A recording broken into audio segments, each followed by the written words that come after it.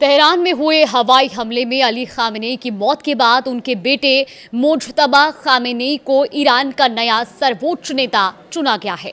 नमस्कार, आप देख रहे हैं न्यूज़ 18 का डिजिटल प्लेटफॉर्म और मैं हूं आपके साथ जागृति खंतवाल।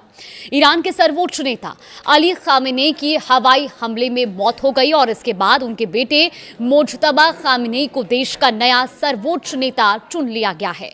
सरकारी मीडिया के मुताबिक 28 फरवरी को तेहरान में हुए हवाई हमले के दौरान अली खामेनेई के दफ्तर को निशाना बनाया गया और उसी हमले में 86 साल के खामेनेई की जान चली गई। सरकार ने कहा कि यह हमला खास तौर पर सरकारी ठिकानों पर किया गया था।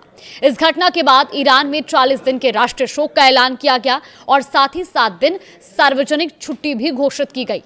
देश भर में सुरक्षा बढ़ा दी गई है। बड़े शहरों और सरकारी इमारतों के बाहर अतिरिक्त सुरक्षा बल भी तैनात किए गए हैं। चलिए आपको बताते हैं कि आखिर मुज्तबा खामेनेई कौन है।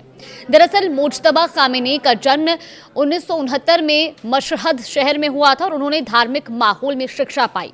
ईरान और इराक के युद्ध के आखिरी दौर में उन्होंने रेवोल्यूशनरी गार्ड में भी काम किया था और वो लंबे समय से अपने पिता के करीबी माने जाते थे। कहा जाता है कि वो पर्दे के पीछे रहकर कई बड़े फैसलों में भूमिका भी निभाते थे। हालांकि उन्होंने कभी कोई बड़ा सरकारी पद नहीं संभाला, लेकिन वो अपने पिता के भरोसेमंद सलाहकार थे। सेना और अर्धसैनिक बलों के साथ उनके अच्छे संबंध बताए जाते हैं। साल 2009 में चर्चा में आए थे मुज्तबा खामेनेई। जी हाँ, दरअसल साल 2009 में हुए विरोध प्रदर्शनों के समय भी उनका नाम चर्चा में आया था। कुछ लोगों का आरोप था कि उन्होंने प्रदर्शन को सख्ती से दबाने में भूमिका निभाई। अब उनके सर्वोच्च नेता बनने के बाद देश में नई राजनीतिक बहस शुरू हो गई है। 1979 की क्रांति के समय वंश के आधार पर सत्ता देने का विरोध किया गया था और इसीलिए कुछ लोग उनके चयन पर सवाल भी उठा रहे हैं।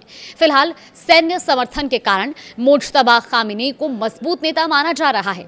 ऐसे में आने वाले दिनों में ये साफ होगा कि उनका नेतृत्व देश को किस दिशा में लेकर जाता है।